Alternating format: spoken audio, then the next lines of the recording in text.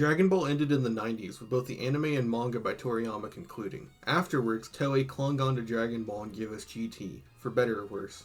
Then when it ended, we entered what fans called the drought period, where only video games were released, like the iconic Budokai and Tenkaichi series. After the critical failure of the Dragon Ball Evolution live-action adaptation, Toriyama decided to become more involved with the series again, resulting in the 2013 Dragon Ball Z movie Battle of Gods. Due to its success, a mediocre sequel was made with an anime and manga to follow that would be supervised by Toriyama, what we now know as Dragon Ball Super. Given the time between the end of Z in 1996 and the Super anime in 2015, fans had to wait almost 2 decades for the series to come back, which made people very susceptible to Super while it was airing, defending almost every poor writing decision and the subpar animation due to their unhealthy attachment to the idea of Dragon Ball itself. After the Tournament of Power proved that the character writing and animation don't have to be awful, the Broly movie put the anime to shame in both departments, and people sort of came around to the fact that Super was not really Z. Not nearly as good. However, due to the end of the anime with Broly, the peoples who still needed Dragon Ball migrated to the manga, which by the time of Broly releasing was finally caught up to the Tournament of Power, and was now free to pursue its own storylines, arcs, and themes. During the run of the Moro, Granola, and superhero arcs, avid readers defended the manga the same way the fans had defended the anime run. But with the manga being on hiatus for a year now, Daima being unrelated to Super, and the failure of Sparking Zero, I think we're in a place to honestly evaluate the manga and see if it's actually good, or if YouTubers defended it at the time, so they could get that Dragon Ball bag. Goku is an interesting character, most notorious for being misinterpreted by Team 4-Star and Super to an extent people were gaslit into believing he was a shallow and poorly written character. In reality, Goku does undergo change and growth the entire series until Super, being humbled in the Budokai tournament by Jackie Chun, deciding to spare Piccolo in the 23rd Budokai, embracing his Saiyan nature to become the legendary Super Saiyan against Frieza, trying to pass the torch to Gohan in the Cell games, and then learning that the torch shouldn't be held by a sole individual in the fight against Kid Buu. Goku was always someone with a consistent personality who still changed and reacted to the world around him, in his own way. Goku's core character traits are being silly, caring for his friends, and loving nothing more than to have a good fight. And it's the way these traits interacted with an ever-changing worldview and mindset that make the original run of Dragon Ball Goku's journey, and why him riding off with Oob to foster the next generation while also satisfying his wish to fight Kid Buu again is a perfect ending to Dragon Ball, showing he and the next generation will grow stronger together and enjoy their time doing so to defend the Earth. The Super anime essentially flanderized Goku's general traits with little regard to his development, as nowhere in the fight against Beerus in the anime version, Frieza, Hit, or Zamasu does any of his development have ties to the narrative or general themes. And only in the Tournament of Power does Goku's Ultra Instinct get touted as a non-individualistic power, one he managed to reach thanks to the help of his teammates and the people he befriended along the way, as a direct mirror to Jiren's path to power coming from the isolation he endured after his master's death. And even at that, Ultra Instinct fails, and it's only the teamwork of Frieza, Goku, and 17 that allows him to defeat Jiren. It was shocking to me then that the Moro arc actually does seem to understand who Goku is.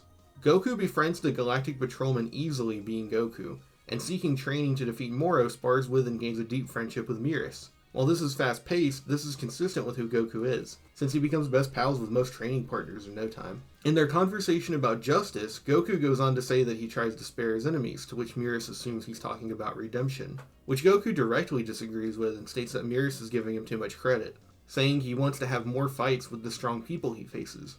While this may sound like it means the general theme of redemption isn't true, this is a case where Goku's outlook is simply more limited than the consequences of his actions. Something that Beerus exemplifies. Yamcha, Tien, Piccolo, Vegeta, Android 17 and 18, Majin Buu, Beerus, and even Frieza have all helped Goku and helped save the world, a direct consequence of Goku's desire to continue fighting. It's irrelevant if it was his intention, as once these people befriended Goku he accepted them, and they worked together, which is what Beerus recognizes in Goku. Beerus, recognizing this, entrusts the universe's peace to Goku, and in a perfect moment, Goku controls his rage to ask why Beerus became a patrolman. Hearing that it was to protect the galaxy, Goku accepts the responsibility he was given and masters Ultra Instinct. However, when he learns he'll need to kill Moro for the patrol, he casts aside his symbol and fights Moro on his own terms, embodying the Goku that Mirrors entrusted everything to. In trying to beat Moro down instead of kill him, he continues to fight for peace in his own way, and even if unintentionally gives Moro the opportunity for redemption. Some people misconstrue this as a regression. However, Goku is proven correct in choosing to fight his own way when, as all hope seems lost, he's given the energy he needs by Oob, a reincarnation of the most evil Kid Buu, and helped by all his foes turned into friends to defeat Moro. I mean, exquisite, right? That's like some Z level writing right there, yeah? Unfortunately, the Moro arc is not the last arc in Super. Since Goku mastered Ultra Instinct, there's nowhere organically to go, so Goku needs to master it more, and his character development in the Granola arc is to embrace his Saiyan nature. What? Considering this is just retreading the arc of denial to acceptance he has from his fight against Raditz to his defeating Frieza in the Super Saiyan form, a form reached by Goku's combined Earthling values, dedication to training and his inner Saiyan thirsting for battle, true Ultra Instinct being the same thing again is both covering old grounds and active character regression. So while I want to praise the Moro arc for continuing Goku's journey in a way that makes sense and is respectful to Z, it almost immediately gets retroactively invalidated by the next arc. And that's all Goku has to do character-wise for that arc, so sadly we come away with almost nothing for Goku, if we take the manga as a whole. But I really want to emphasize the Moro arc is peak Goku, and I mean it. Post-production editor Neat here, so I already went over everything as to why it's just a retread, right? But some people are going to try and point out that this isn't technically a retread and that it's more about Goku embracing his Saiyan pride, sort of like Vegeta, as opposed to accepting that he is a Saiyan. Some people will try to be reductive and say that Namek is him physically transforming, it's not a character development. However, the Broly movie actually does show that Goku has become someone that is prideful of being a Saiyan. He tells Broly to call him Kakarot because Broly is a Saiyan. So no, unfortunately for you people who want to defend the Granola arc, that's just not the case. Vegeta is much easier to go over. Since his character arc is directly spelled out to the reader unlike Goku's, people seem to think he's a much deeper character, and so I only need to go over what's added by Super. In the Moro arc, he's shown to harbor guilt over his slaughter of the Namekians, and views fighting Moro as an atonement, prioritizing the safety of the Namekians during his fight. Despite having a weird hissy fit about techniques, which...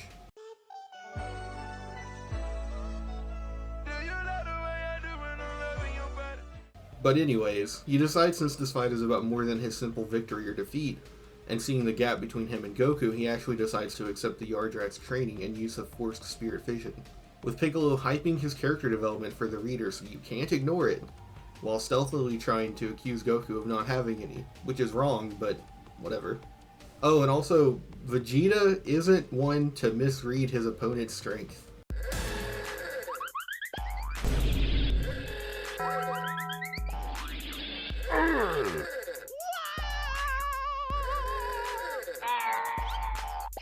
He still loses to Moro because it's Goku's arc, but he does play an absolutely pivotal role in the defeat of Moro by weakening him for Goku at the end. Not that that's new since he's been doing it since Cell. While I was being backhanded the entire time, my issue doesn't come with Vegeta acting the way he does, but with it being viewed as insane development when he realistically had his development in the Android and Buu sagas. And then asked Whis for teaching at the start of Super. This is just more of the same, really. Whereas Goku having the same narrative beats as before in this arc is good since he's defending that ideal by sticking to who he is despite the situation, and being told to kill Moro. Overall, this is a good arc for Vegeta, and the ball doesn't drop like it did for Goku in the Granola arc. When asking Beerus for advice, Beerus beats Vegeta up for acting like the Saiyan's legacy is his to atone for, saying someone limited by the past can't achieve destruction. Despite fighting Granola, who is a direct creation and victim of the Saiyan's evil, Vegeta takes Beerus' advice and makes no efforts to apologize or ask for forgiveness, only fighting Granola since it's what he wants, and accepts it since fate to die if he can't win. Awakening Ultra Eco. Yuck. I want to say I do like the purple on Vegeta. The no eyebrows are questionable, but it could have worked. I just don't like the goofy Hegio hoodie faces Vegeta makes in the form. That is kind of the point, yeah, but it's not for me. It's probably because I'm one of like the 10 people in the world that actually likes Blue Evolution, and just kind of wish Vegeta used the Ego technique in Blue Evolution since I like the sparkles. But anyways, Vegeta ultimately loses and admits he can't become a mindless warrior anymore, which is very good. Ultra Ego not working for Vegeta is his moment of fighting Moro as an Earthling, It reinforces who he is in a very cool way that we hadn't seen before. At least I'm considering it different from Majin Vegeta, since Ego is a form that can be molded into a true form Vegeta, similar to true Ultra Instinct. Him getting Granola back in the fight is a good touch to show that Vegeta can respect his opponents, and the fact that everyone works together to defeat Gas despite Vegeta saying this is a situation where it's unnecessary shows he now wants to save Granola, almost like Goku wanting a rematch, but in a more intentionally heroic way that's very cool to see from Vegeta. Overall, the Granola arc was much more generous to Vegeta this time, and overall the manga actually treated Vegeta with some good writing. Let's go! Everyone else is inconsequential and acts directly to serve functions for Goku and Vegeta. Granola is almost his own character, but you'll pay for what you've done! Shortcut to power. The I don't need my friends since I'm strong now, and oh, I almost lost someone I cared for, and then sees the light is just too generic. He exists to push the story for Vegeta's development. Gas sure is a villain, and the random side characters are in fact in the manga. Describe Jidanbo to me. What are his interests, goals, personality traits, moveset, design? You can't because he's a pui-pui. He has to be here to fight people and that's it. The only case where I find this functionality successful is Moro. It's incredibly infamous that Moro is a cell clone and seems to have the abilities and powers of everyone before in the series. This is good to me because it highlights the embodiment as the villain to test who Goku is. When he's told to kill Moro, he's being told to kill every villain so far, a collage of what everyone he managed to save could have become. In that sense, his refusal to kill Moro initially respects the friends he's made, as well as showing Goku being himself is correct and what Mira saw in Goku that made him willing to entrust a piece of the galaxy to him. I'm not going to sugarcoat it. The art does not live up to Toriyama's original Dragon Ball run. I don't think anyone doubted that, and I don't blame Toyotaro for that. Toriyama was a generational artist, and he fully deserves the respect he's been given since his passing, for not only the technical skill he demonstrated in all his works, but the personality and inspiration his works hold. However, even completely distancing the two from each other, the artwork is very disappointing. The panels don't have a good sense of cohesion in the action most of the time, and a majority of the action is just very basic in terms of choreography. There are some exceptions where panels are just goated, don't get me wrong, but it's not a consistent experience. The biggest issue I have with the manga's artwork is actually the repetitive poses. While the first time I saw Vegeta bust out a dynamic entry on Moro had me giggling, seeing this as many times as it does by chapter 104, it really got on my fucking nerves.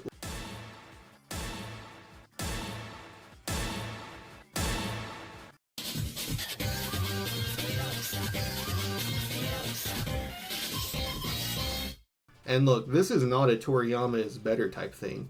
I've read Jujutsu Kaisen, Chainsaw Man, My Hero Academia, Naruto, Bleach, and Demon Slayer. This is not as much, or really even at all, an issue in these series. Well, that wraps everything up. Nothing unnecessary to add, right? Superhero is more so its own section since it represents a lot of unique flaws that I don't want to blame the rest of the manga for, but needs to be discussed. Why does this arc exist? Resurrection of F wasn't an arc, and neither was Broly. Why this arc? Why is this being treated as more important to cover than Broly?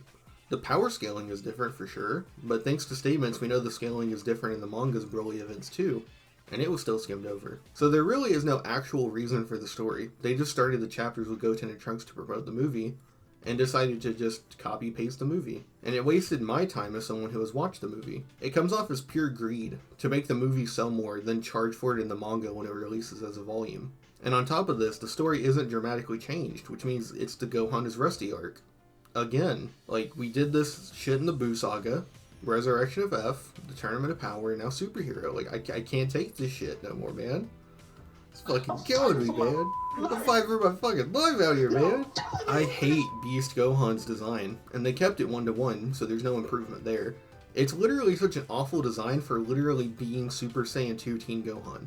They're so obsessed with Cell Saga Gohan, they retconned manga Gohan training and improving to fight Kefla in the Tournament of Power, keeping up his training to be the strongest on Earth when Moro arrived, to, oh, I got Rusty again, tee-hee. Like, no! He was actually being the strongest on Earth while Goku and Vegeta left, and they threw it all away. Today! They stole it from me, Carmine! They took it! That was today! Today! I do like Gamma 1 and 2, so at least we got some clean art of them. Thumbs up. In conclusion, Super's manga is an incredibly mixed bag. Goku in the Moro arc and Vegeta in the Granola arc are peak representations of their characters. Then you have Superhero and Gohan.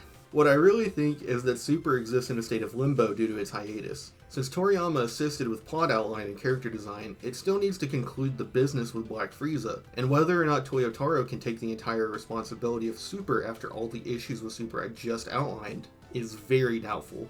But more than ever, I want to be wrong.